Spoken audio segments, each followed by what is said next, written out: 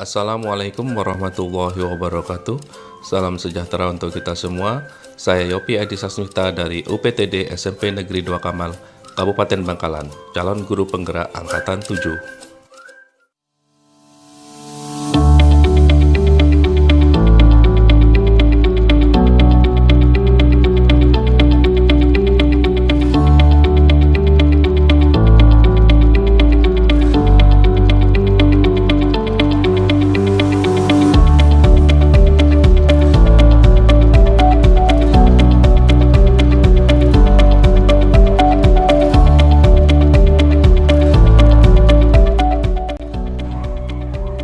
Shalom, salam sejahtera. Dengan adanya keyakinan kelas yang dipandu oleh Bapak Yopi, saya dapat meningkatkan kedisiplinan positif pada diri saya, bukan dari paksaan, aturan, atau sanksi. Terima kasih Pak Yopi. Assalamualaikum warahmatullahi wabarakatuh. Alhamdulillah Pak Yopi telah membimbing kami bagaimana caranya memunculkan motivasi dalam diri, karena adanya keyakinan terhadap suatu nilai universal yang bisa diterima oleh semua orang. Dengan motivasi ini kami belajar untuk mewujudkan disiplin positif dalam pembelajaran sesuai kelas impian kami. Terima kasih Pak Yopi. Wassalamualaikum warahmatullahi wabarakatuh.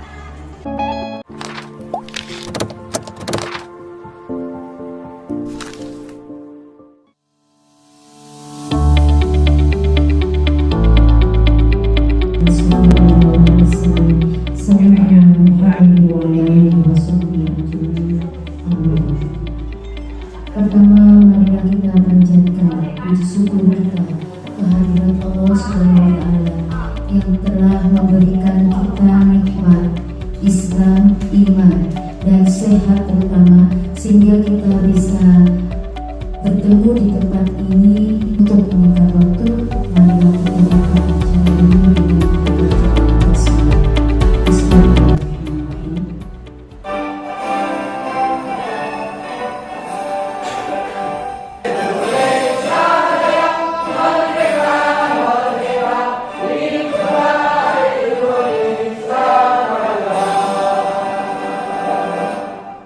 Itu nanti tujuan utama kurikulum juga yaitu P5 itu ya, profil pelajaran kayak apa tuh nanti dijelaskan oleh Bapak Yopi. Assalamualaikum warahmatullahi wabarakatuh. Assalamualaikum warahmatullahi wabarakatuh. Terima kasih kepada rekan-rekan, teman-teman sejawat, Bapak Ibu guru hebat semuanya di UPTD SMP Negeri 2 Kamal berkenan mendukung, mensupport kami berdua, saya dan Guru Fida, yang pada saat ini kami sedang menjalankan pendidikan guru penggerak. Aksi nyata ini judulnya berbagi pemahaman dan pengalaman budaya positif. Diharapkan nanti kita setelah melaksanakan kegiatan ini ada pemahaman baru, ada paradigma baru. Bagaimana kita itu memunculkan disiplin positif. Ya, kalau dengar kata disiplin, kita ingat sesuatu yang mengikat misalnya. Tapi nanti kita akan coba berbagi dengan apa yang sudah kami dapatkan. Ya, tapi di sini disiplinnya disiplin positif. Untuk yang kelas B, silakan di kelas sebelah untuk mengikuti pemaparan dari Ibu Nurhida. Untuk yang kelas A tetap di kelas ini untuk mengikuti pemaparan materi dari Bapak Yopi Adi Sasmita.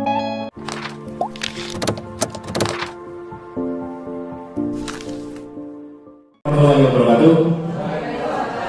Selamat siang Bapak Ibu semuanya, Bapak Ibu guru hebat UPTD SMP Negeri 2 Kamal.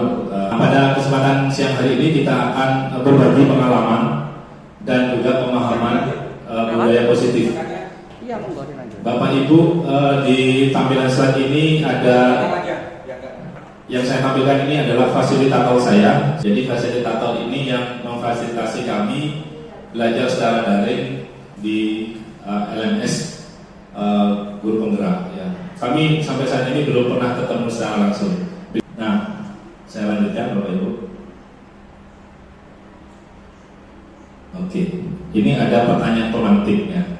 Kami setiap memulai LMS, setiap memulai modul, biasanya itu ada pertanyaan pemantik seperti ini. Bapak Ibu, saya minta bisa membuka HP-nya, dicoba mengakses. Saya kirim ke link info kedinasannya. Di situ ada pertanyaan, Bapak Ibu cukup menjawab setuju atau tidak setuju saja. Ya, muncul pertanyaannya.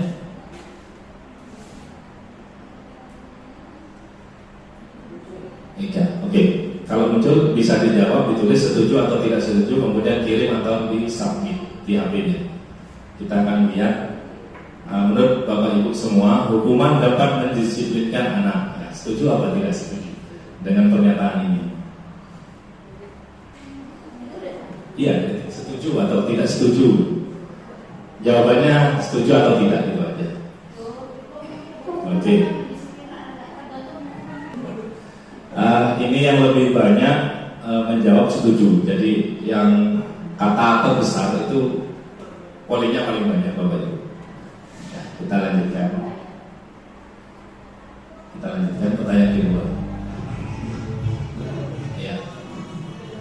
Pemberian hukuman dengan hal positif seperti membaca atau membersihkan halaman sekolah dapat meningkatkan disiplin anak.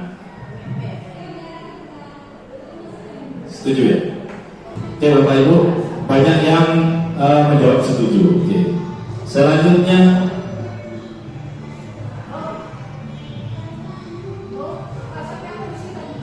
memberi penghargaan dapat meningkatkan motivasi belajar anak. Menurut Bapak Ibu, kalau kita memberi penghargaan, itu bisa meningkatkan motivasi belajar anak. Oke. Yes. Hampir semuanya setuju ya dengan pernyataan ini.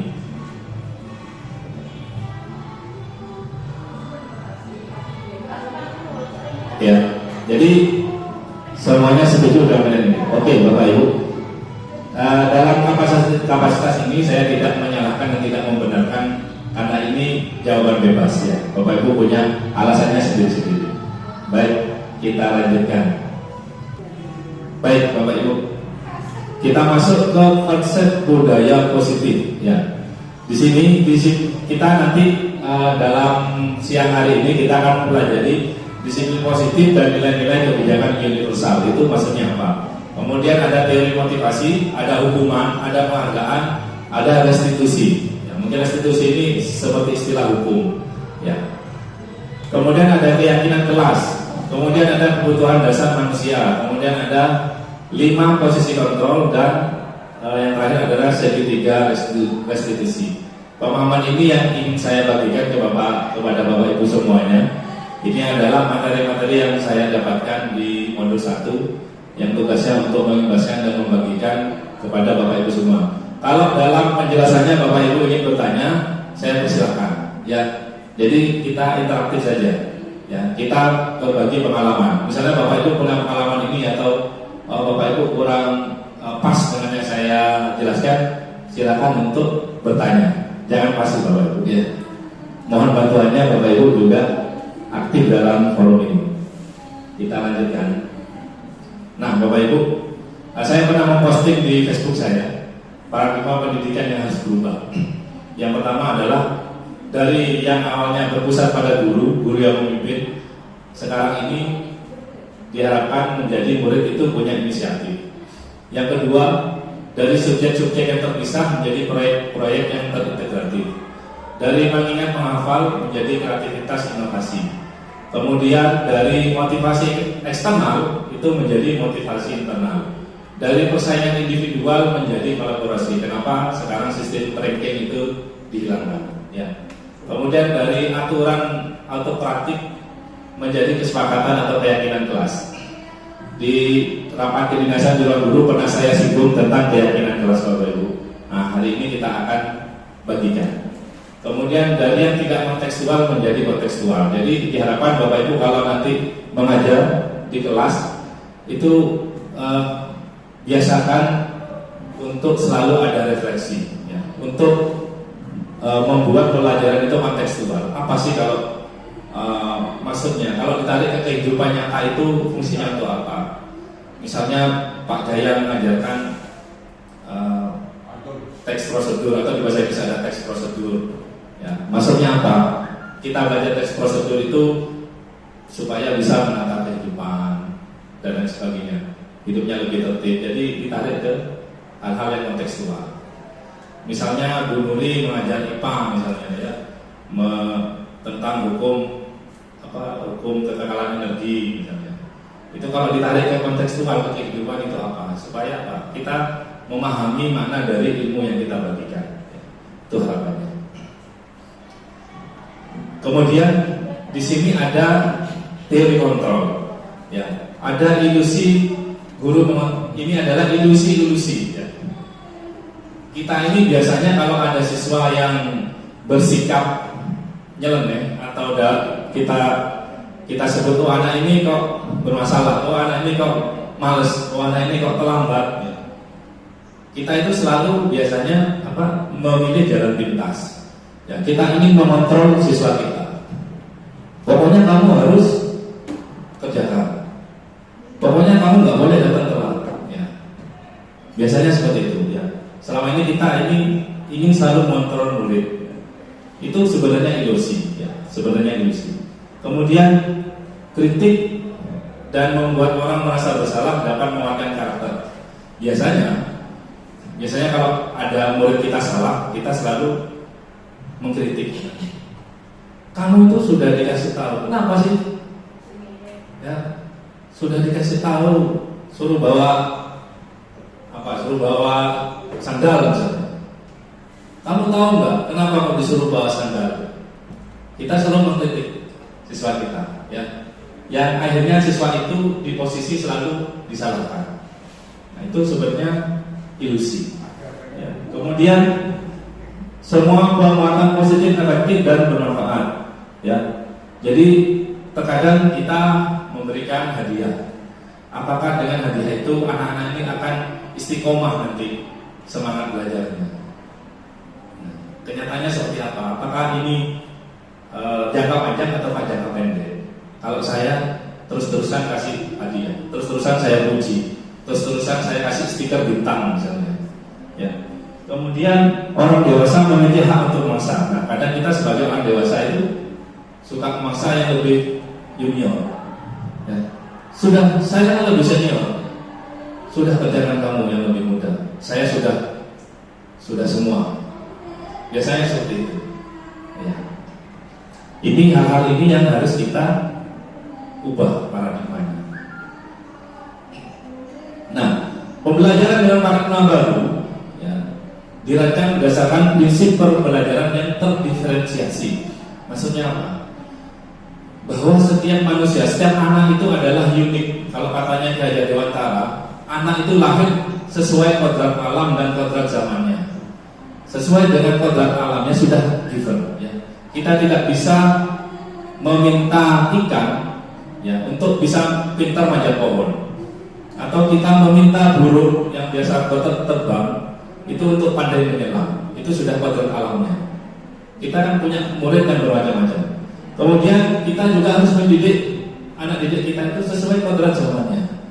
Ya, katanya Ali bin Abi Thalib dibilang anakmu sesuai dengan zamannya. Ya.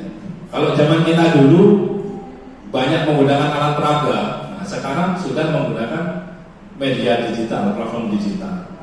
Maka kita harus bisa beradaptasi, menyesuaikan, ya, menyesuaikan dengan kodrat zamannya. Jadi anak itu harus punya kemerdekaan untuk belajar. Ya. Kemudian tujuannya apa? Dari setiap itu tujuannya itu untuk mewujudkan namanya profil pelajar Pancasila. Ada 6 aspek yang diharapkan, yaitu beriman dan bertakwa kepada Tuhan Yang Maha Esa. Ya. Anak itu punya peningkatan intak yang bagus. Kemudian mandiri. Siswa kita itu tujuannya kita didik itu supaya bisa mandiri, ya, bisa mandiri sendiri. Kemudian bisa bernalar kritis. Maka jangan dibatasi kalau anak, loh kamu kok mesti jawabannya bah Google aja. Kenapa nggak lihat dari buku? Selama itu ada dasarnya Bapak Ibu, kita tidak boleh menekan peserta didik kita. Ya, kamu tahu 10 itu berasal dari apa? Bukan lagi 5 tambah 5 berapa, tapi 10 itu asalnya dari apa? Maka peserta didik kita bisa menjawab, oh 10 itu kalau saya Pak 9 tambah 1. Oh kalau saya Pak 8 tambah 3. Oh kalau saya Pak 5 tambah 6. 5 tambah 4. Jadi macam-macam jawabannya. Ya. Jadi tidak lagi kita, pokoknya kalau 10 itu 5 tambah 5. 1 tambah 1 ya 2. Tapi sekarang kita balik. Coba 2 itu diperoleh dari mana? Oh 2 itu Pak 10 dikurangi 8. Oh 2 itu 1 kali 2. Jadi sesuai dengan dan pemahaman yang mereka pahami, ya. Itu berpikir kritis, kemudian kreatif. Nah, siswa kita itu kadang suka kreatif, Bapak Ibu. Ya, ada yang senang gambar, ada yang senang coret-coret, ya. Maka kalau memberikan tugas, ya, kita berikan pilihan. Ya. Misalnya dalam pembelajaran itu bisa kita berikan pilihan itu. Dalam pembelajaran terdiferensiasi itu ada 3 aspek. Ada berdasarkan proses, kemudian berdasarkan produk, ya, kemudian apalagi media kalau tidak salah. Ya, kalau di kami di pendidikan guru penggerak ini, CGP-nya kalau ada tugas itu tugasnya silakan tugasnya dibuat dalam infografis. Nah, infografis itu macam-macam Bapak. Yang mampunya hanya merekam suara, ya sudah voice note tugasnya. Kalau yang sudah canggih bikin video, ada audio, ada visual. Yang mampunya, yang senang nulis, ya sudah diketik. Jadi dikasih pilihan. Jadi produknya bebas. Bisanya apa ya sudah itu. Kalau di IPS itu sudah jelas ya. Beda ras, beda suku, beda agama, gimana caranya di kelas itu bisa atur. Intinya dalam budaya positif itu gimana seorang pendidik itu bisa menciptakan kelas itu kelas yang kondusif, yang nyaman untuk peserta didiknya belajar. Ya. Ada siswa yang gaya belajarnya kinestetik, ada siswa yang auditori, ada yang visual. Gimana kita memfasilitasi ketiga gaya belajar ini? Itu tugas kita. Maka kita harus bisa merancang yang namanya desain pembelajaran. Jadi nanti misalnya, oh yang audio visual pakai slide, oh yang kinestetik yang nggak bisa diem, suka gerak-gerak, biasanya itu ada guru-guru yang bikin informasi materinya itu di pojok-pojok. Silakan kamu ke pojok sana, kamu ke pojok sana, oh kamu ada di sana, jalan, karena dia nggak bisa diem, jalan. Apa yang kamu temukan nanti dipresentasikan, dipaparkan. Ada yang auditori hanya bisa mendengarkan, ya seperti ini tidak mau. Jadi seorang guru harus bisa memfasilitasi keanekaragaman dari peserta didiknya.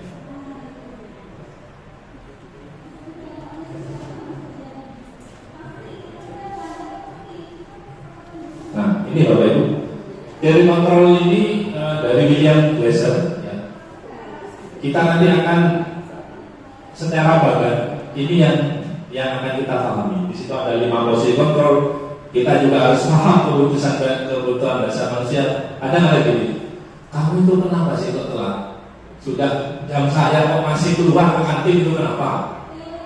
Ternyata kalau kita cari apa masalahnya, saya belum makan Pak.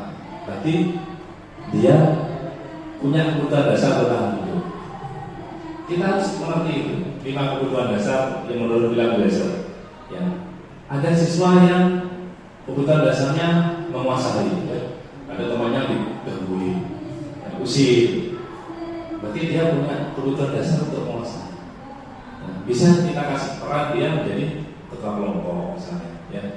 Kemudian ada siswa kita terlambat seperti kemarin. Kamu kok terlambat? Kita tanyakan, saya kenapa terlambat? Saya tadi kesiangan waktu, nggak sholat subuh, sudah Pak, terus tidur. Ternyata kebablasan. Ya. Biasanya siswa-siswa seperti ini kebutuhan dasarnya adalah kasih sayang, ya. Dia tuh kurang kasih sayang, ya. Orang tuanya kurang mengingatkan, ya. Jadi sudah lihat subuh tadi sudah sholat sudah, ternyata anaknya masih tidur, ya. Kemudian kebebasan sama Bapak Ibu. Ada siswa kita yang nggak senang disuruh dia. Pokoknya mau keluar, izin mau kemana? Ke toilet, kemana? Ke toilet. Kebutuhan dasarnya itu masih belum terpenuhi. Gimana kita bisa memenuhi itu dulu? Jangan ngomong materi, jangan ngomong pelajaran kalau kebutuhan dasarnya belum terpenuhi, ya. Tidak bisa. Kemudian nanti kita sebagai guru, ya, kita punya ada 5 posisi kontrol. Ada kita itu kadang lebih seringnya menjadi seorang penghukum, ada juga yang membuat rasa bersalah, ada juga kita itu kadang kayak teman, ya, siswa kita kayak teman. Kemudian ada yang pemantau, yang tingkatan tertinggi itu manajer. Nah, kita semua sedang menuju ke arah sana, ya. Sebisa mungkin kita berperan sebagai seorang manajer. Tapi apakah harus ada kasus-kasus tertentu yang kita itu harus berperan sebagai kontrol yang lain, mungkin di pemantau, ya, nanti kita akan jelaskan. Kemudian ada 3 teori motivasi. Setiap yang dilakukan oleh peserta didik kita itu pasti ada motivasinya. Termasuk kita kesini, Bapak Ibu kesini kita ketika melakukan sesuatu itu ada motivasinya. Ada 3 level di sini. Yang pertama untuk menghindari hukuman. Ada siswa misalnya nggak mengerjakan PR. Bos kita marah-marah. Sudah dikasih tahu, tugasnya suruh kerjakan, masih gak dikerjakan. Sudah, sekarang kamu push up, misalnya. Kamu harus push up 50 kali. Jadi dia mau tidak mau harus push up. Kalau dia tidak push up, dia tidak bisa ikut pelajaran kita. Ya. Karena dia melakukan itu karena menghindari hukuman, menghindari diomelin terus. Kemudian ada motivasi karena ibadah. Ayo, yang ulangan nilainya bagus, nanti Bapak kasih hadiah. Kan itu, belajar. Wah, dalam satu kelas ada 28 orang, hadiahnya cuma 1, Bapak. Nah, 1 orang, wah juara 1. Wah, sudah pasti karena dia nanti belajar paling pintar. Nah, yang 27 yang lain, ketika kita bersikap seperti itu, yang 27 nanti itu akan menimbulkan kekecewaan. Bapak ini ya dong soleh, macam soleh lain. Soleh lari, Pak jual lari, itu kan pasti menang. Kalau hafalannya soal ya halal. Saya tahu saja kayak gitu kan, kadang seperti itu. Ya. Kenapa 2 ini nggak jangka panjang? Kenapa 2 ini nggak jangka panjang? Karena 2 motivasi tadi, level 1 sama level 2 itu adalah motivasi ekstrinsik, motivasi yang dari luar, ya, motivasinya itu dari luar. Kalau nggak ada motivasi dari luar, Anda nggak akan melakukan. Yang ingin kita wujudkan di disiplin positif, di budaya positif ini adalah motivasi dari dalam, motivasi intrinsik, ya, untuk menghargai diri sendiri. Gimana supaya bisa menghargai diri sendiri? Maka setiap siswa kita itu harus paham tentang nilai-nilai kebajikan, nilai-nilai universal, nilai-nilai yang diterima oleh semua orang. Nilai-nilai universal itu apa? Jujur misalnya, tanggung jawab, saling menghargai, itu nilai-nilai universal. Semua orang pasti terima, semua orang pasti menyetujui, tidak ada yang tidak disetujui.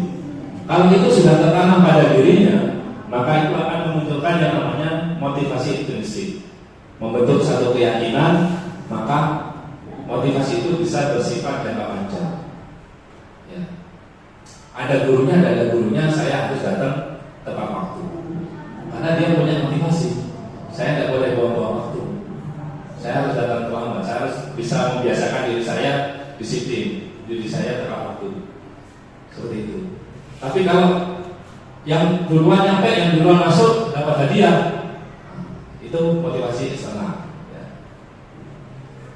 Makna disiplin, ya. belajar kontrol diri dengan menggali potensi kita agar tercapai satu tujuan mulia, yaitu menjadi seorang yang kita inginkan berdasarkan nilai-nilai yang kita ambil. Jadi pentingnya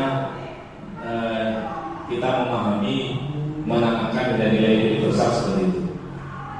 Kemudian Bapak Ibu kembali lagi, di situ ada segitiga restitusi. Ini adalah bagaimana cara kita nantinya Bapak Ibu, ini adalah pedagogik, ilmu pedagogik. Ini hal yang sangat luar biasa buat saya pemahamannya. Kalau kita bisa menerapkan ini, insya Allah kita tidak perlu keluar energi, buang-buang energi dalam mendisiplinkan siswa. Karena apa? Karena akan kita kembalikan ke siswa itu tadi. Siswa itu tadi harus cari solusinya sendiri, bukan dari kita. Ya. Jadi seperti itu. Sampai sini mungkin ada yang mau ditanyakan Bapak Ibu? Ada yang mau bertanya? Lanjut ya. Nanti ada video. Nah ini nilai-nilai universal yang seperti yang saya singgung tadi. Ya. Ada dua tokoh besar yang jadi acuan. Yang pertama Dr. William Glasser dan Diane Glasser. Ya. Nice. Ini yang motivasi sudah. Baik. Sekarang Jaya Dewantara. Ya, menurut Jaya Dewantara, mereka itu artinya tidak hanya terlepas dari perintah, akan tetapi juga cakap memerintah diri sendiri. Ya. Jadi merdeka belajar yang dimaksud dalam hal ini adalah kita itu cakap memerintah diri kita sendiri. Ya. Bukan artinya merdeka terus pokoknya terus kamu belajar suka-suka kamu. Tidak begitu. Ya. Siswa diberi kebebasan. Kamu mau cari literasi dari manapun, dari Google ya, dari literasi di perpustakaan ya, dari media, mungkin dari tanaman kemarin duluri fotonya siswa belajar di luar, ya ekosistem keluar di OT kelas itu juga bisa. Artinya tidak harus di textbook, tidak harus di buku. Itu merdeka. Ya. Kemudian siswa itu juga cakap untuk memerintah dirinya sendiri. Dalam artian tadi dia itu punya kendali untuk saya tuh senangnya belajarnya dengan mendengarkan, jangan dipaksa untuk audiovisual karena saya senangnya mendengarkan. Jangan pakai gambar, itu berbeda. Ini Bapak Ibu, contoh-contoh kasus ya. Mencatat 100 kali di dalam buku kalimat, saya tidak akan terlambat lagi karena terlambat sekolah. Itu bentuknya hukuman. Ya. Kemudian lari dari lapangan 2 kali karena terlambat di sekolah, dihukum karena terlambat lari. Kemudian murid diminta push up 15 kali karena menggunakan tidak memakai masker ke sekolah. Selain hukuman ada konsekuensi. Menggantikan kertas tugas teman yang dicoret-coret. Ada beda antara hukuman dan konsekuensi. Ya. Yang paling bawah itu lari dari lapangan. Yang nomor 2 juga lari dari lapangan. Ini bedanya apa Pak? Antara hukuman dan konsekuensi. Kalau hukuman itu spontanitas, ya. Tetapi kalau konsekuensi kita sudah berdiskusi dengan siswa kita terlebih dahulu, ya. Sudah berdiskusi sebelum kita mulai pembelajaran di awal pembelajaran atau karena kita belum sempat membuat kesepakatan misalnya apa di pelajaran. Bapak ada tugas seperti ini. Kumpulkan 5 hari, maksimal 5 hari. Terus Pak, kalau 5 hari nggak selesai bagaimana? Bicarakan. Ayo, kalau 5 hari nggak selesai gimana? Kalau tugasnya nggak selesai nanti nggak bisa diproses nilainya. Terus di hari kelima kamu belum selesai, gimana caranya? Oh, ayo Pak, pikirkan. Oh, saya akan mengerjakan di waktu istirahat Pak. Oh, saya nggak akan pulang dulu Pak. Yang penting saya selesai. Misalnya seperti kita sudah buat kesepakatan dengan siswa kita. Jadi ketika terjadi pelanggaran, maka mereka sudah paham konsekuensinya. Beda dengan hukuman, ya. 5 hari nggak dikerjakan. Kita belum ngomong, ya. Siswa kita langsung dimarahi. Kamu tuh sudah dikasih tahu 5 hari selesai, kok nggak selesai? Jadi seperti itu. Itu bedanya hukuman dan konsekuensi. Kemudian tingkatan yang paling tinggi adalah restitusi. Ya, restitusi adalah proses menciptakan kondisi bagi murid untuk memperbaiki kesalahan mereka, sehingga mereka bisa kembali pada kelompok mereka dengan karakter yang lebih kuat. Restitusi juga merupakan proses kolaboratif yang mengajarkan murid untuk mencari solusi masalah mereka dan membantu murid berpikir tentang orang seperti apa yang mereka ingin menjadi atau tujuan mulia dan bagaimana mereka harus memperlakukan orang lain. Inti dari restitusi ini Bapak Ibu nanti perannya benar-benar fungsi kontrolnya sebagai manajer, ya, sebagai manajer. Kalau ada masalah, yang menyelesaikan masalah ya muridnya itu sendiri. Sebab kita hanya membimbing dan memfasilitasi saja. Itu restitusi. Jadi kita tidak perlu ngomel-ngomel, tidak perlu teriak-teriak. Siswanya sendiri nanti yang akan menyelesaikannya. Ini dari restitusi, belajar dari kesalahan, memperbaiki hubungan dan seterusnya, Bapak Ibu. Nanti saya ada video, Bapak Ibu. Nah, ketika kita melakukan disiplin, ya, dengan hukuman dan dengan penghargaan. Ini disebutnya yang tadi saya jelaskan adalah ilusi, ya. Ini adalah konsep identitas gagal. Kalau kita menghukum, di situ pasti muncul menyakitkan, kemudian tidak nyaman, ada paksaan, ya, ada ketakutan, menyembunyikan kesalahan. Ya, kalau kita menghukum, kemudian membuat siswa kita itu rendah diri. Mereka tidak berani tampil, tidak punya kepercayaan diri, karena selalu diomeli, karena selalu disalah-salahkan. Kalau penghargaan, efeknya apa? Pengaruh jangka pendek dan jangka panjang. Ada pengaruhnya, Bapak. Ya. Kalau biasa dikasih hadiah, kemudian tidak dikasih hadiah, itu nanti muncul kekejaman juga, nggak efektif. Kemudian merusak hubungan, mematikan kreativitas, ya. Kemudian menurunkan kualitas, mengurangi motivasi intrinsik. Jadi motivasi dari dalam dirinya nggak muncul. Karena konsekuensi posisi kita sebagai seorang pemantau. Saya biasanya di posisi ini, Bapak Ibu. Kalau tidak bisa di manajer, di posisi pemantau.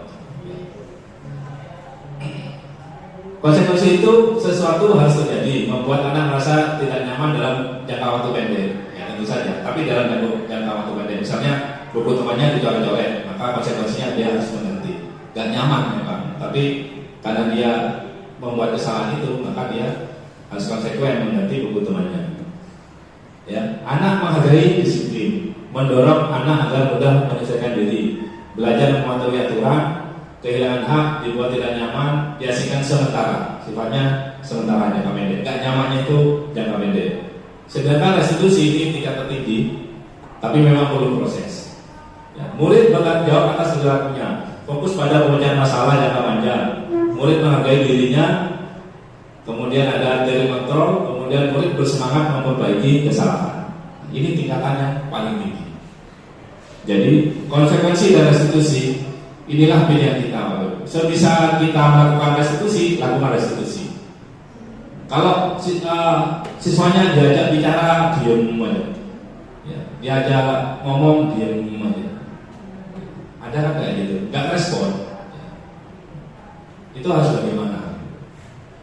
Di Bapak Ibu bisa berbagi pengalaman.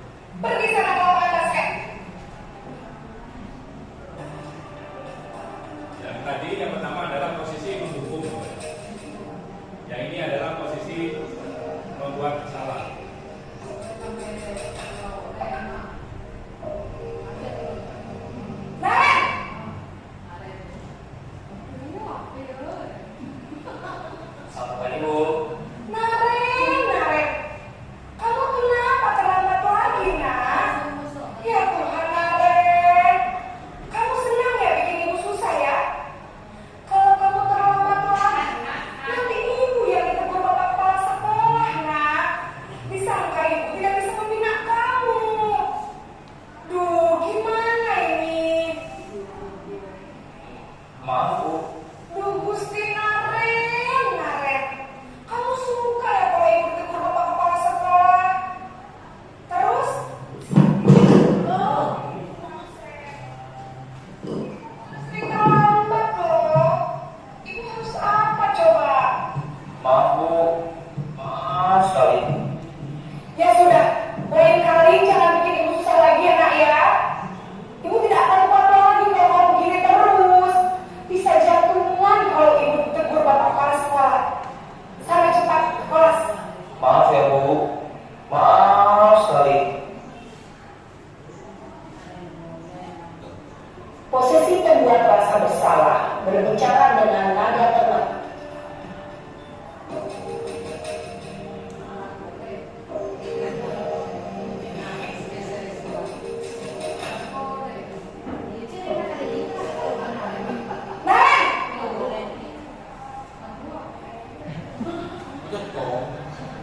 Selamat pagi, Bu. Wah, sudah jam berapa ini nak? Selamat pagi ya sayang. Iya, Bu. Habis ibu saya membangunkan saya, Bu. Kamu malah menyalahkan ibu kamu. Kamu pakai anak yang paling kencang. Kok terlambat sih? Iya, Bu. Saya memang bangun tadi. Jadi biarpun saya lari kencang, tetap gak kencang, Bu. Ya sudah sana. Nanti lain kali larinya lebih kencang lagi ya. Biar gak terlambat lagi. Bikin senang ibu. Demi ibu. Bisa kan? Bisa, Bu. Ya sudah sana masuk kelas. Ibu beresin urusan absen kamu. Kamu ini ada-ada saja.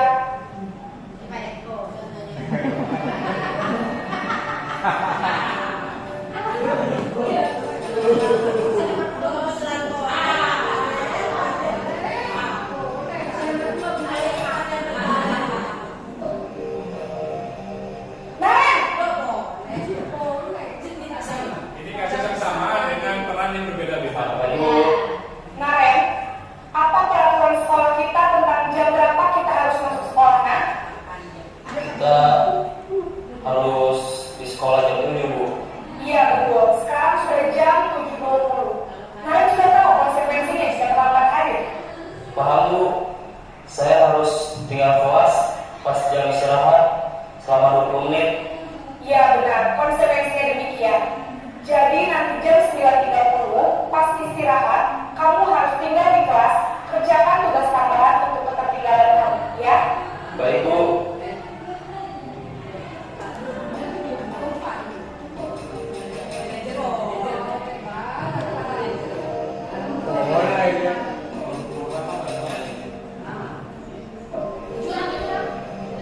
Naren!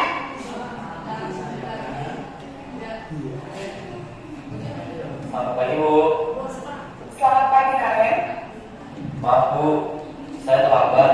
Iya, sekolah masuknya jam 7, sekarang sudah jam 7.20. Jadi sekarang bagaimana ya, Naren? Maaf, Bu. Saya lupa salah saya semalam. Baiklah, menurut kamu, keyakinan sekolah yang mana yang perlu kamu tingkatkan? Menghargai diri sendiri dan orang lain mungkin, ya, Bu. Setuju. Jadi, apakah Naren meyakini prinsip saling menghormati tersebut? Iya, Bu. Saya meyakininya. Apakah Naren bersedia memperbaiki masalah keterlambatan ini? Bersedia, Bu. Bagaimana kamu akan perbaiki masalah keterlambatan ini? Saya akan coba untuk tidak lupa menyetel alarm saya, Bu. Baik, kalau Naren lupa menyetel di rumah, ada orang yang kira-kira bisa bantu mengingatkan tidak? Ada, Bu. Kakak saya, Kak Emma. Ada lagi selain Kak Emma? Selain Kak Emma, ada ibu saya. Baik, jadi yang mengingatkan Naren adalah Kak Emma dan ibu kamu ya? Tidak ada, Bu. Baik, Naren. Terima kasih untuk kerjasama kamu. Sekarang kamu mau kembali ke kelas belajar. Baik, Bu. Terima kasih.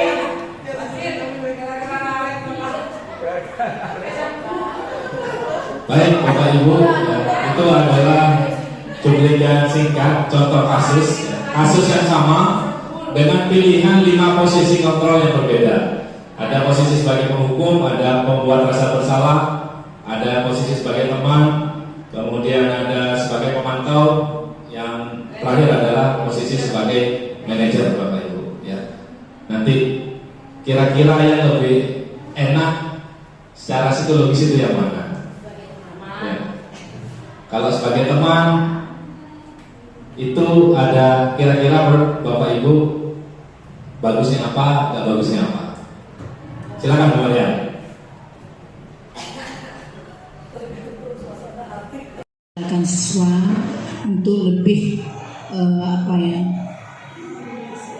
disiplin, tidak takut dan komunikatif sama guru, sehingga anak yang ditikau tadi tidak merasa takut, tapi di sini mendidik lebih nyaman kepada anak tersebut untuk menyadari bahwa kekeliruan tersebut bisa diperbaiki. Kira-kira menurut Bapak Ibu, kalau kita berposisi sebagai teman, ada kekurangannya tidak?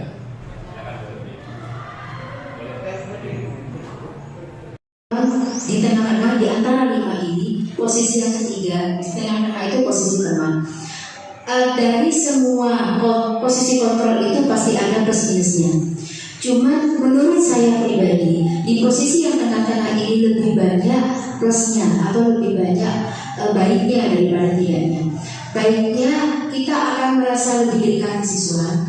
Siswa juga tidak merasa takut untuk mengungkapkan perasaannya dibandingkan dengan 2 posisi kontrol di atasnya. Cuman negatifnya juga ada.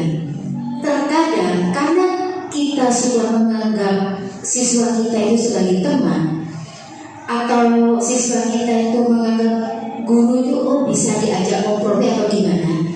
Nah, kebiasaan negatifnya justru kita kurang dianggap oleh siswa sebagai seorang guru. Jadi sebisa mungkin kita, walaupun kita memilih posisi kontrol yang nomor 3 sebagai teman ini, kita juga harus menjaga wibawa kita. Kita harus menjaga harus tetap menjaga antara siswa dan guru harus seperti apa. Seperti itu. Terima kasih. Ada lagi teman-teman yang ingin menambahkan? Pak Wijaya, ingin? Baik, Pak Wijaya mau berkomentar? Silakan nih.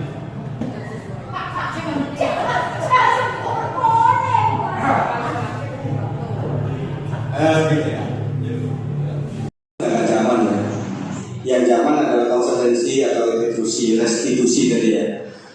Tetapi kalau konsekuensi kita harus ada kesepakatan, dan itu kayaknya sudah saya lakukan dengan anak-anak.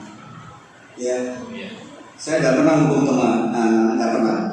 Cuma nanti kalau dia melakukan ini, kamu harus gini konsekuensinya ini gitu. Tapi kalau konsekuensi memilih dengan posisi teman, ya, kalau untuk siswa enak ya. Kita komunikasi dengan siswa. Nah, segi positifnya siswa dia bisa mengungkapkan pendapatnya dengan lugas tanpa takut pada kita. Segi negatifnya itu siswa itu menganggap kita itu teman, akhirnya bahasa Jawanya itu ngelamar, bahasa Maduranya ngelamar tuh. Melemes. Bahasa Indonesianya apa ya? Melunjak. Nah, bagaimana untuk mengatakan supaya anak itu tidak melunjak sama kita? Ya kita jaga jarak. Ya, kalau siswa sudah terlalu melunjak, ya kita tegas. Ya. Boleh. Nah, sekarang gini Pak Hadi, dari 5 posisi kontrol yang tadi, Pak Hadi memilih yang mana? Kan belum jelas dia memilih yang mana. Dari 5 posisi kontrol yang tadi, Pak Hadi lebih cenderung memilih yang mana? Konsekuensi. Sebagai pemantau, ya. Konsekuensi aja. Baik Bapak Ibu. Oke. Kontrol. Bapak Ibu, di 2 posisi awal, penghukum dan pembuat rasa bersalah, secara psikologis kita sebagai pendidik itu pasti lebih banyak mengeluarkan energi, ya kan? Karena emosinya naik darah. Di posisi penghukum dan rasa bersalah, ya, dan nyala-nyalakan mulut kita. Di posisi teman itu intonasinya sudah lebih enak, sudah lebih santai. Tapi katanya Bu Sutri tadi, kalau kita di posisi sebagai teman, ada kekurangannya. Siswa itu merasa setara dengan kita, maksudnya anak itu kurang menghargai gurunya, gitu ya. Kalau ada kan sama kayak kita, ada Bu Sylvie, tenang, pasti dilindungi, begitu, ya.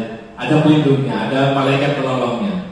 Jadi kurang menghargai kita, itu posisinya. Nah, berikutnya ada pemantau dan manajer. Di tiga nih, teman pemantau dan manajer, kita tidak perlu uang-uang ya, teriak-teriak mengeluarkan energi yang berlebihan. Ya. Di posisi pemantau, Pak Hadi tadi sudah menerapkan, saya sudah menerapkan konsekuensi. Jadi siswa itu sudah tahu kalau dia buat kesalahan ini, konsekuensinya seperti ini. Ya, itu sudah bagus. Mungkin ada kekurangannya, nanti kita lihat. Apakah pembuat konsekuensinya itu sudah menggunakan rule yang bagus, yang cocok, yang sesuai apa belum? Yang terakhir adalah tingkat tinggi adalah manajer. Ya. Kita tidak perlu melakukan sesuatu. Justru siswa kita yang mencari solusi sendiri atas masalah yang dia hadapi. Ya, seperti tadi di video itu, dia datang terlambat, kita profesi sebagai manajer, kita menanyakan kenapa kamu terlambat. Ya, kemudian menurut kamu bagaimana solusinya? Dia sudah bisa mencari solusinya sendiri. Nah, itu lebih enak sebagai manajer. Jadi kita tidak perlu war-war. Ya, ini yang membedakan 5 posisi kontrol tadi, Bapak Ibu. Ya, saya lanjutkan. Nah, selanjutnya, ya silakan. Berarti kalau yang Pak Hadi lakukan, dia sebagai manajer, pemantau atau penghukum. Karena tadi beliau mengatakan saya memberikan konsekuensi. Tapi kalau dia anaknya sudah ada, saya hukum juga. Yang mana? Kalau masih seperti itu, kita kembali ke posisi awal, penghukum. Karena efek ke siswa itu, dia akan melakukan sesuatu karena terpaksa kan, merasa takut. Di level 1 tadi, motivasinya apa? Dia nurut ke Pak Hadi karena takut ditempeleng kan, akhirnya mau tidak mau dikerjakan. Atau takut nilainya nggak bagus, ya karena ketakutan itu, karena disalah-salahkan terus. Ya. Tapi kalau kita berposisi sebagai manajer, kita menanyakan sesuatu, solusinya bagaimana kalau kamu? Itu siswa diajak berpikir kritis. Ya. Tapi ada kalanya Bapak Ibu, ya, ada kalanya di kasus tertentu nggak bisa dilakukan. Ketika siswanya nggak merespon. Contoh seperti Haris Abdi dulu ketika waktu kelas 7, saya juga seperti itu ya. Dia kan nggak merespon. Secara verbal ditanya apa nggak dijawab. Ya seperti berbicara satu arah. Akhirnya dia menggunakan bahasa tubuh, saya menggunakan bahasa tubuh awalnya. Dia lihat, ya saya lihat. Nunduk lagi, lihat lagi, saya lihat lagi. Ketika dia nunduk, oh berarti dia ngerespon. Dia ada rasa suka, baru saya dekati. Saya ajak bicara pelan-pelan. Sekarang kelas 8, alhamdulillah. Ya. Ya, silakan. Apakah kan tadi itu ada 5 posisi kontrol ya? Menurut Bapak, apakah kita itu bisa melakukan dari kelima posisi kontrol ini sesuai dengan keadaan atau tidak? Sesuai dengan keadaan. Maksudnya dari kelima itu kita bisa lakukan semua sesuai dengan keadaan atau nggak boleh kalau memang sudah manajer ya nggak boleh ke penghukum, nggak boleh ke merasa bersalah. Posisi kontrol ini adalah pilihan kita Bapak Ibu sebagai pendidik ketika menghadapi satu masalah dengan peserta didik kita. Kita mau berada di posisi yang mana? Selama ini kan kita ambil jalan pintas ya. Biar cepat selesai, sudah marahin aja. Kamu kenapa begini? Biar cepat. Kalau kita pakai pemantau manajer kan masih lama. Butuh proses. Ini butuh proses. Tidak bisa 1 kali 2 kali. Seperti Alfat misalnya. Alfat itu kita sudah buat kesepakatan ini. Kalau Bapak Ibu lihat di belakang itu saya buat kesepakatan kelas 2A dan buat keyakinan kelas. Ya, itu sudah saya buat seperti itu. Tapi tadi saya lihat ketika saya menyiapkan ruangan ini di mejanya dia itu sampah masih ada. Padahal kita sudah buat kesepakatan kelasnya. Ya, kita berkesepakatan atasnya. Jadi kondisi siswa juga kita harus tahu kebutuhan dasarnya apa. Kalau yang lain, oke Pak, kalau saya melanggar denda 2.000 gitu, atau dia buat konsekuensi seperti itu. Kalau saya melanggar, saya langsung bersihkan Pak. Misalnya. Ya, tapi untuk Alfa, ya, kita tidak bisa melakukan konsekuensi yang sama karena komunikasinya berbeda. Ya. Makanya saya tanya tadi Ibu, apakah kita itu bisa menggunakan 5 posisi kontrol ini terbentuk pada siswa kita, atau tidak semua 5, atau misalnya hanya teman atau sama pembatasan besar, atau bagaimana? Baik, sebisa mungkin Bapak Ibu, sebisa mungkin yang paling bagus adalah manajer. Di bawah itu kalau Bapak Ibu ingin disiplin positif, yang mendisiplinkan siswa tapi dengan positif, gunakan yang pemantau. Saya sampai saat ini belum bisa full di posisi manajer, ya, karena ada satu kasus-kasus, 1-2 kasus tertentu yang anak itu kalau tidak memakai konsekuensi, maka dia tidak bisa tertata, tidak bisa disiplin itu tidak bisa terlaksana. Contoh misalnya, kita selalu ribut kalau di akhir penilaian, kalau mengumpulkan nilai di rapotan. Sini belum mengumpulkan, sini belum mengumpulkan, sini belum mengumpulkan. Maka saya berpikir gimana caranya? Saya buat, kita sepakati ya, buku tugas itu jangan dibawa pulang, harus ada di sini. Kalau mengerjakan tugas hari itu harus selesai. Kalau nggak selesai, harus selesai. Ya, usahakan selesai. Pak, misalnya nggak selesai Pak, saya pengurus OSIS Pak. Terkadang saya dipanggil untuk melatih upacara dan sebagainya. Silakan ada jeda waktu 1 minggu, nggak usah nunggu jam berapa ya, kamu boleh mengerjakan di waktu kosong. Kamu bagaimana? Oke, siap. Itu kita buat kesepakatan di jam saya. Alhamdulillah semester kemarin sukses. Ya, termasuk Alfa, termasuk Rama, sama lagi yang nggak mengumpulkan tugas. Yang nggak mengumpulkan tugas. Semua tugasnya di jam saya terpenuhi semua. Ya. Dan kita juga melihat siswa juga ketika kita memberikan tugas, ini bisa dikerjakan atau tidak. Ya, dalam membuat tugas kan ada level-levelnya, ya kan? Seperti misalnya tugas membuat video pembelajaran, ini sulit untuk anak-anak yang gaptek, maka saya buat kelompok. Ya, maka saya buat kelompok. Dalam satu kelompok itu, ya, ada yang bisa mengcover temannya yang lain. Tapi gimana caranya mereka semuanya bisa berperan aktif? Itu yang harus terus kita berikan pemahaman motivasi. Ini Pak, kalau misalnya ya kita sudah memilih posisi kontrol yang pemantau, ya. Kalau dalam KBM mungkin kita masih bisa, tapi kalau masalah disiplin, ya kembali ke disiplin, itu kadang-kadang apakah boleh ya?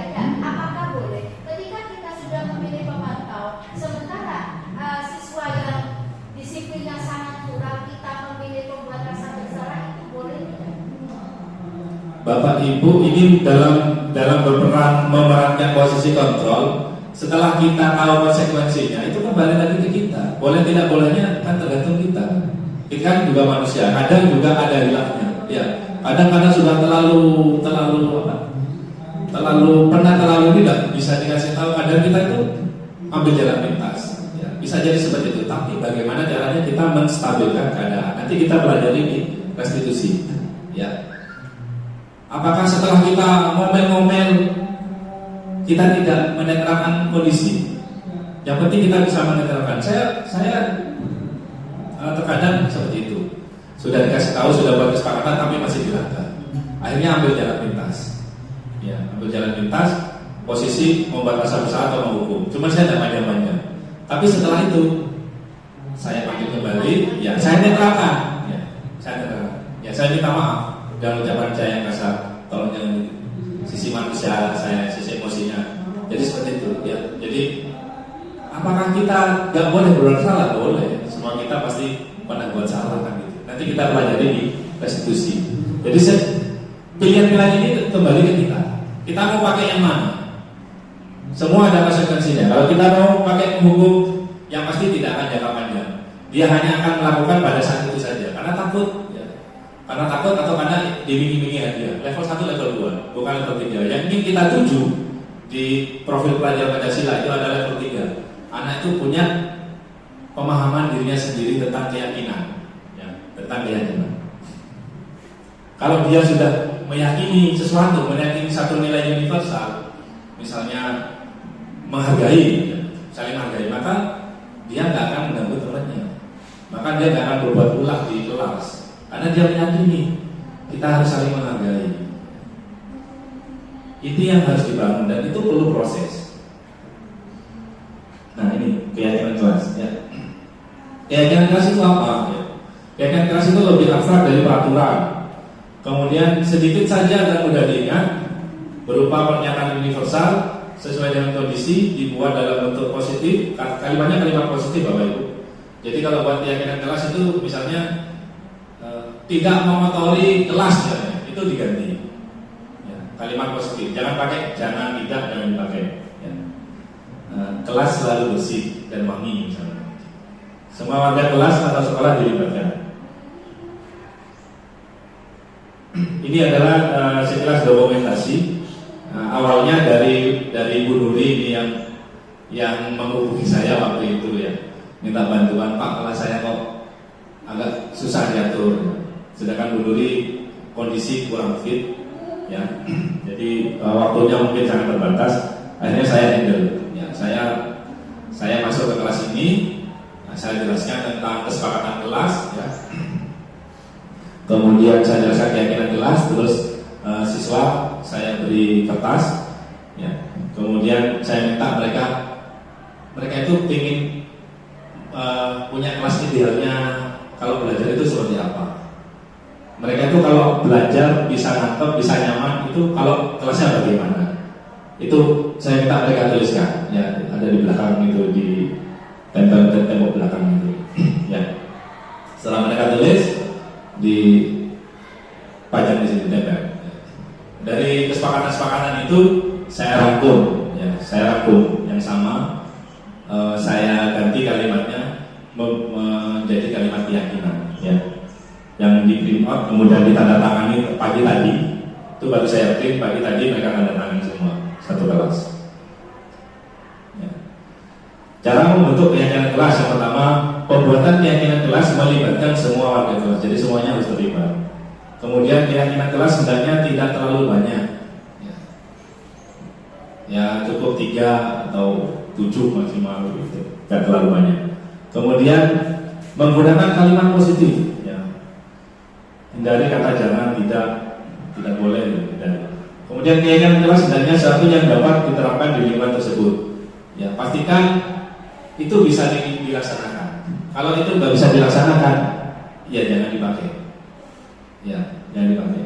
Jadi harus bisa dilaksanakan. Misalnya keyakinan kelas kita kelasnya selalu bersih dan wangi misalnya wanginya kayaknya nggak bisa. Kalau wangi ini anak-anak harus selalu sedia parfum terus, berarti harus siap. Ini susah ini untuk mengumpulkan dana untuk beli parfum misalnya, ya jangan dipakai ya. Yang penting bersih, kemudian tidak bau yang mengganggu. Kemudian perlu adanya tinjauan kembali. Nah, perlu ditinjau, disesuaikan dengan keadaan. Ini masih relevan apa tidak? Jadi misalnya kita sudah buat di semester 1, oke.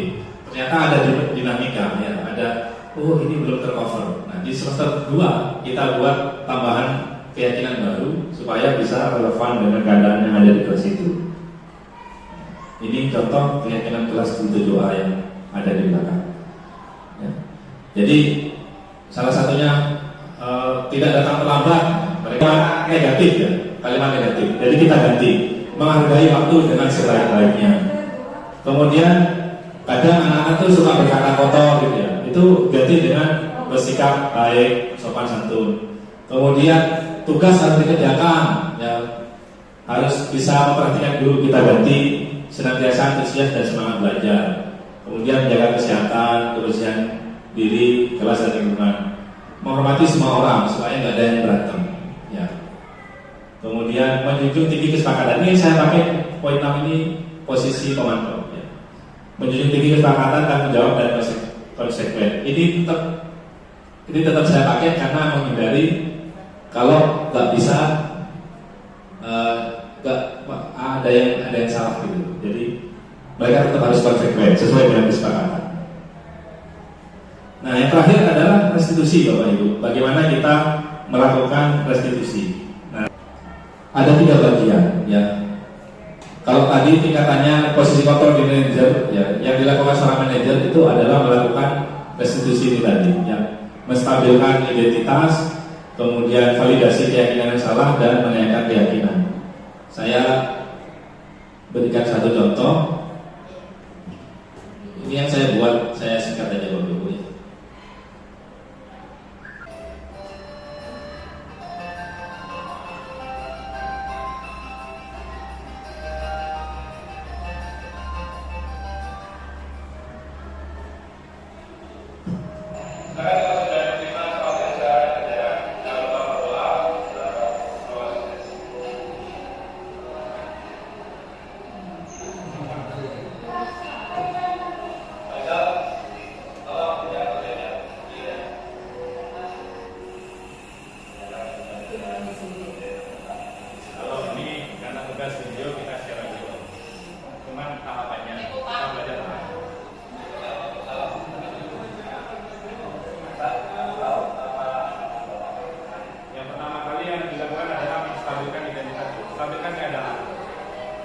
Jangan dihukum anak itu, jangan disalah-salahkan.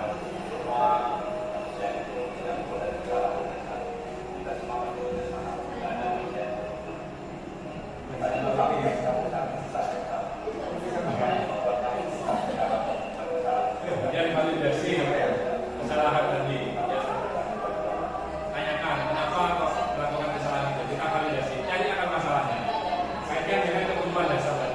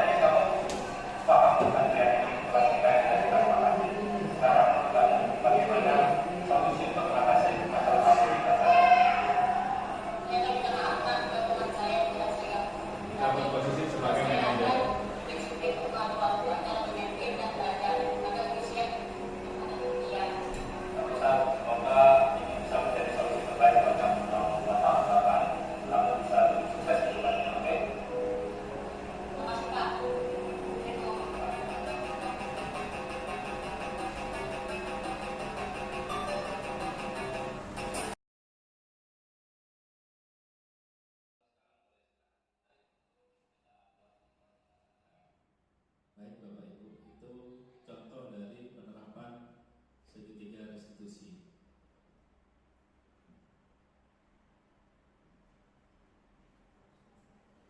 Jadi di segitiga restitusi itu ada 3 langkah. Yang pertama adalah menstabilkan identitas, kemudian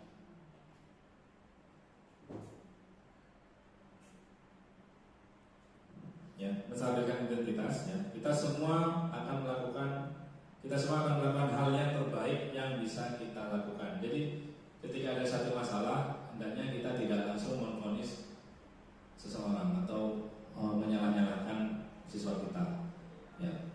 Kemudian yang kedua adalah validasi tindakan yang salah. Kita cari akar masalahnya, kaitkan dengan 5 kebutuhan dasar tadi. Di kasus kedua contohnya misalnya dia itu pengen istirahat, tapi jam istirahat masih disuruh buang sampah. Akhirnya tempat sampahnya dibuang, sampahnya tak sempat, sampahnya dibuang semua, ya. Kesal dia.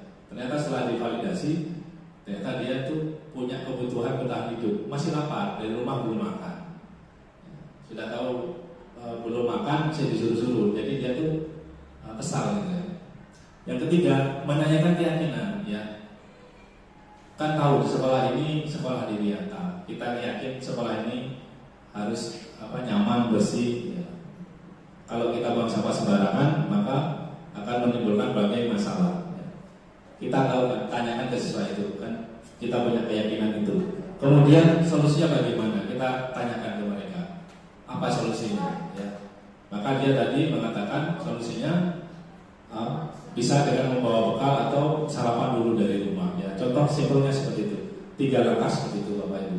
Kalau kita di posisi manajer, ya. Jadi restitusi itu ketika ada masalah dengan siswa melakukan satu kesalahan, siswa dalam tanda kutip tidak disiplin, cara mendisiplinnya adalah kita bertanya pada siswa tadi, menurut dia itu gimana supaya dia bisa disiplin. Kita tawarkan, dia cari solusinya dia sendiri. Ya, kita posisikan seperti itu. Itu di restitusi Bapak Ibu. Ya, ini yang bisa saya bagikan kepada Bapak Ibu semua. Mungkin ada yang perlu ditanyakan. Cukup ya. Terima kasih Bapak Ibu atas dukungannya. Semoga pemahaman ini bisa lebih baik ke depannya dan membentuk budaya positif untuk kita semua. Bapak Ibu bisa melakukan pelatihan mandiri di platform Merdeka Belajar tentang disiplin positif. Ya, di situ ada. Di situ langkah-langkahnya lebih jelas, lebih lengkap, juga ada contoh video pembelajarannya. Videonya bagus sekali Bapak Ibu. Ya, posisi kontrol sampai restitusi keyakinan kelas. Cara membuat keyakinan kelas seperti apa? Di situ ada semua Bapak Ibu.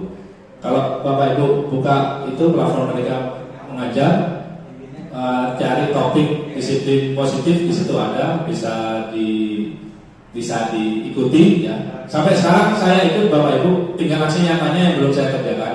Kalau itu sudah selesai, nanti download sertifikatnya sudah gratis Bapak Ibu. Jadi tidak perlu ikut sertifikat berbayar. Sertifikat dari kementerian langsung. Jadi manfaatkan platform Merdeka Belajar. Di situ platform guru berbagi, ada berbagi LPP, berbagi praktek baik, dan lain sebagainya. Nanti insya Allah video kita yang kita laksanakan ini saya akan upload di platform Merdeka Belajar. Mohon bantuan dan dukungannya Bapak Ibu juga nanti memberikan komentarnya. Terima kasih Bapak Ibu semuanya, luar biasa. Mohon maaf atas segala kekurangan. Semoga menjadi Bapak Ibu guru hebat yang bermanfaat untuk kemajuan UPTD SMP Negeri Dua Kamal. Assalamualaikum warahmatullahi wabarakatuh.